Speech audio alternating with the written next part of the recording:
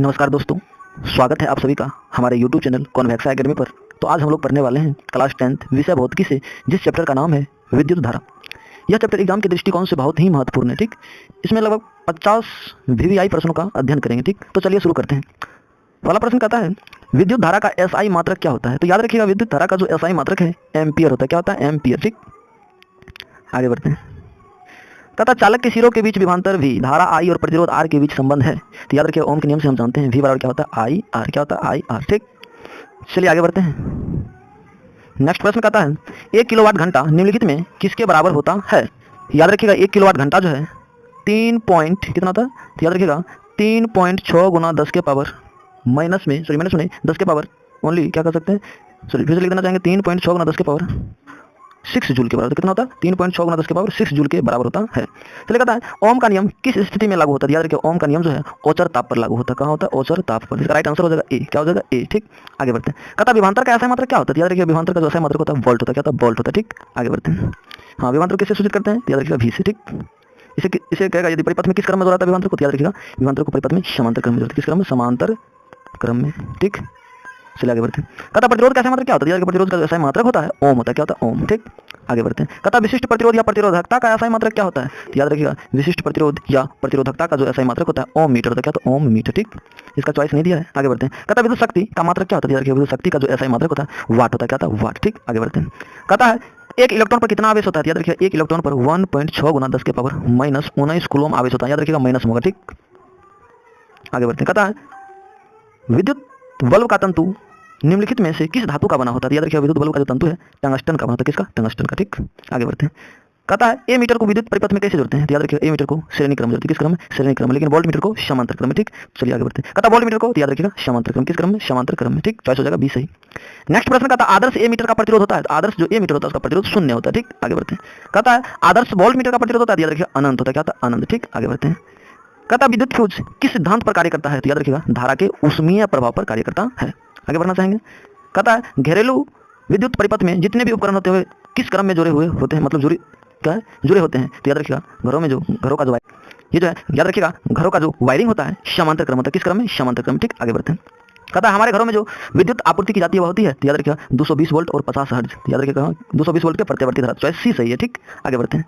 कहता है विद्युत आवेश का SI मात्रक क्या होता है। कूलम होता है। क्या होता है? कूलम। इसका राइट आंसर सी हो जाएगा। ठीक, आगे बढ़ते हैं। कहता है किसी चालक का प्रतिरोध किस पर निर्भर करता है। तो याद रखिए, किसी चालक का प्रतिरोध चालक की लंबाई पर भी निर्भर करता है, चालक के अनुप्रस्थ काट के क्षेत्रफल पर भी निर्भर करता है, चालक की पदार्थ की प्रकृति पर भी निर्भर करता है। यानी इसका आंसर हो जाएगा इनमें से सभी। ठीक, आगे बढ़ते। कहता यदि 4 प्रतिरोध R प्रत्येक को श्रेणी क्रम में जोड़ा जाए तो उनका तुल्य प्रतिरोध क्या होगा। तो याद रखिए क्या हो जाएगा, इसका राइट आंसर हो जाएगा बी, यानी 4R। ठीक है, आगे बढ़ते हैं।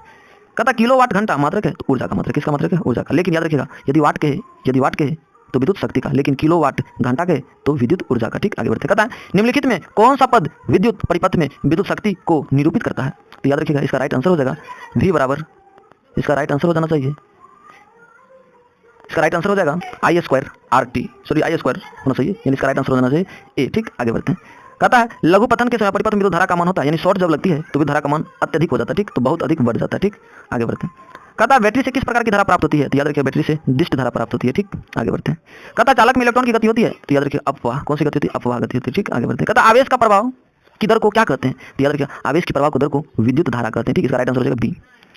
कहता है धातुओं में धारावाहक होते हैं तो मुक्त इलेक्ट्रॉन। ठीक, आगे बढ़ते हैं। चॉइस बी सही है इसका। कहता है विद्युत हीटर की कुंडली बनी होती है। तो याद रखिएगा नाइक्रोम की बनी होती है। किसकी बनी होती है? नाइक्रोम की।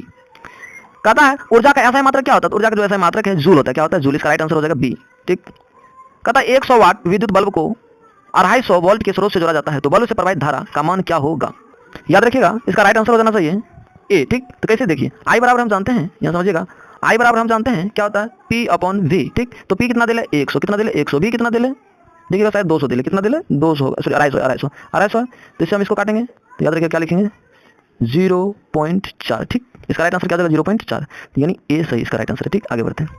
कहता है किसी निश्चित समय में किसी प्रतिरोध में उत्पन्न ऊष्मा होती है। तो याद रखिएगा H बराबर I² RT होता है। H बराबर देखिए प्रश्न कहता है 31 नंबर विद्युत ऊर्जा का व्यापारिक मात्रक क्या है। तो याद रखिएगा विद्युत ऊर्जा का जो व्यापारिक मात्रक है ये यूनिट होता है। क्या होता है? यूनिट। ठीक, आगे बढ़ते हैं। कहता है निम्नलिखित में से कौन अर्धचालक नहीं है। तो याद रखिएगा अर्धचालक नहीं है तो सिलिकॉन भी है, जर्मेनियम भी है, यानी पारा जो है ये अर्धचालक नहीं है। ठीक, आगे बढ़ते हैं। तो ये क्या है? तो याद रखिए ये एक धातु है। ठीक है, यह धातु है। ठीक, आगे बढ़ते हैं। कहता है विद्युत चुंबक बनाने के लिए प्रायः किस क्षण का उपयोग करते हैं? याद रखिएगा, विद्युत चुंबक बनाने के लिए नरम लोहा का प्रयोग करते हैं, ठीक है। लेकिन क्या अस्थायी चुंबक बनाने के लिए किसका उपयोग करते हैं? अस्थायी चुंबक बनाने के लिए तो याद रखिएगा इस्पात का। किसका उपयोग करते हैं? इस्पात का, ठीक। यदि इस्पात नहीं रहे तो इसी को स्टील भी कहते हैं, ठीक है। तो स्टील इसका राइट आंसर हो सकता है। आगे बढ़ते हैं। कहता है जब किसी चालक तार से विद्युत धारा प्रवाहित होती है तो गतिशील कण होते हैं। तो याद रखिएगा गतिशील कण क्या हो जाएगा? इलेक्ट्रॉन। क्या हो जाएगा? इलेक्ट्रॉनिक गतिशील कण हो जाता है उसमें, ठीक। आगे बढ़ते कहता है एम्पियर घंटा मात्रक है। तो याद रखिएगा एम्पियर घंटा जो मात्रक होता है ये आवेश का मात्रक होता है। किसका मात्रक होता है? आवेश का, ठीक। आगे बढ़ते हैं। और इसमें याद रखिएगा यदि कभी 1 एम्पियर घंटा बराबर कितना होता है? याद रखिएगा 1 एम्पियर घंटा बराबर 3600 कूलम होता है। कितना कूलम? 3600 कूलम, ठीक। आगे बढ़ते हैं। कहता तांबे के तार की प्रतिरोधकता कमरे के ताप पर लगभग कितना होता है? तो याद रखिएगा इसका राइट आंसर हो जाएगा, चॉइस तो नहीं दिया है लेकिन याद रखिएगा इसका राइट आंसर होगा 1 पॉइंट, यानी कितना हो जाएगा? याद रखिएगा 1.62 गुना 10 के पावर -8 ओम मीटर, ठीक। याद रखिएगा कितना? 1.62 गुना 10 के पावर -8 ओम मीटर, ठीक। आगे बढ़ते हैं। कहता किसी बंद विद्युत परिपथ में धारा का मापन किसके द्वारा किया जाता है? तो याद रखिएगा धारा का जो मापने वाला उपकरण है उसे हम ए मीटर कहते हैं। क्या कहते हैं? ए मीटर, ठीक। लेकिन विभव मापने वाले उपकरण को क्या कहते हैं? तो याद रखिएगा विभव मापने वाले उपकरण को वोल्ट मीटर कहते हैं। क्या कहते हैं? Volt meter. आगे बढ़ते हैं। अगला प्रश्न कहता है यदि R1 तथा R2 दो प्रतिरोध समांतर क्रम में जुड़े हैं तो उनका समतुल्य प्रतिरोध क्या है? तो याद रखिएगा इसका राइट आंसर हो जाएगा, चॉइस तो नहीं दिया। याद रखिएगा यदि दो प्रतिरोध है यानी R बराबर लिख सकते हैं समांतर क्रम में, ठीक। 1/R बराबर लिख सकते हैं 1/R1 प्लस 1/R2, ठीक। तो इसका एलसीएम हम ले तो लिख सकते हैं R1 डॉट R2, ठीक। R1 से R1 खत्म तो लिख सकते हैं R2 प्लस R1, ठीक। यानी 1/R बराबर क्या गया? इतना हो गया, ठीक। तो इसे हम देखें तो हम आगे चलते हैं। आगे इसको हम लिख सकते थे, इसको हम लिख सकते थे दोनों R1 into R2/R1 plus R2। तो याद रखिएगा यदि दो प्रतिरोध को समांतर क्रम में जोड़ते हैं तो उसका रियल फॉर्मूला क्या हो जाएगा? R1 गुने R2/R1 प्लस R2, ये फॉर्मूला था, ठीक। आगे बढ़ते हैं। यानी कहिएगा सीधा, याद रखिए ऊपर गुना नीचे जोड़, ठीक। आगे बढ़ते हैं। कहता फ्यूज तार का गलनांक होना चाहिए। तो फ्यूज तार का जो गलनांक होना चाहिए बहुत ही निम्न होना चाहिए। क्या होना चाहिए? बहुत ही निम्न। इसका राइट आंसर हो जाएगा बी। क्या हो जाएगा? राइट आंसर बी, ठीक। आगे बढ़ते हैं। नेक्स्ट प्रश्न कहता है निम्नलिखित में से कौन सा मात्रक वाट के बराबर है? तो याद रखिएगा निम्नलिखित में कौन सा मात्रक वाट के बराबर? चॉइस तो नहीं दिया लेकिन याद रखिएगा जूल प्रति सेकंड हो जाएगा। क्या हो जाएगा? जूल प्रति सेकंड, ठीक। आगे बढ़ते हैं। कहता विद्युत धारा उत्पन्न करने की युक्ति को क्या कहते हैं? विद्युत धारा उत्पन्न करने की युक्ति को जनित्र कहते हैं। क्या कहते हैं? जनित्र, ठीक। आगे बढ़ते हैं। कहता है 1 मिली एम्पियर बराबर होता है कितना होता है? याद रखिएगा 10 के पावर 1 मिली एम्पियर बराबर होता है 10 के पावर -3 एम्पियर, ठीक। यदि कह दे 1 माइक्रो एम्पियर बराबर होता है तो याद रखिएगा 10 के पावर -6 एम्पियर, ठीक। आगे बढ़ते हैं। निम्नलिखित पदार्थों में कौन सबसे अच्छा चालक है? तो याद रखिएगा चांदी विद्युत का सबसे अच्छा चालक होता है, ठीक। आगे बढ़ते हैं। कहता है जब स्विच ऑन किया जाता है तो विद्युत धारा का प्रभाव तुरंत संपूर्ण परिपथ में हो जाता है क्योंकि इलेक्ट्रॉन की चाल होती है। तो याद रखिए इलेक्ट्रॉन की चार्ज होती है प्रकाश के चाल के बराबर, ठीक। तो राइट आंसर हो जाएगा ए। नेक्स्ट प्रश्न कहता है किसी उपकरण पर 220 वोल्ट एवं 100 वाट अंकित है उसका प्रतिरोध होगा। तो याद रखिएगा आर बराबर फॉर्मूला जानते हैं, आर बराबर होता है V का स्क्वायर बटे P, ठीक है। अब इसको रख काटिएगा तो आपका जो आंसर आएगा वही आपका राइट आंसर हो जाएगा, ठीक। आगे बढ़ते हैं। नेक्स्ट प्रश्न कहता है कार्य करने की क्षमता को क्या कहते हैं? कार्य करने की क्षमता को ऊर्जा कहते हैं। क्या कहते हैं? ऊर्जा। इसका राइट आंसर हो जाएगा सी, ठीक। आगे बढ़ते हैं। कहता है घरों में विद्युत उपकरण को किस प्रकार जोड़ा जाता है ताकि सभी को समान वोल्टेज मिल सके? तो याद रखिएगा सभी को समान वोल्टेज मिलने के लिए किस क्रम में जोड़ेंगे? समांतर क्रम, ठीक है। तो याद रखिएगा प्रश्न कहेगा घरों का वायरिंग किस क्रम में करते हैं? तो याद रखिएगा समांतर क्रम में, ठीक। आगे बढ़ते हैं। कहता है शुष्क सेल में इलेक्ट्रोलाइट के रूप में इस्तेमाल किया जाता है। तो याद रखिएगा शुष्क सेल में इलेक्ट्रोलाइट के रूप में किसका उपयोग करते हैं? Ammonium chloride. अमोनियम क्लोराइड किसका प्रयोग करते हैं? अमोनियम क्लोराइड का, ठीक। इसका सूत्र क्या हो जाएगा? सूत्र याद रखिएगा NH4Cl, ठीक। इसका राइट सूत्र हो जाएगा NH4Cl रासायनिक सूत्र, ठीक। तो आज के लिए इतना ही।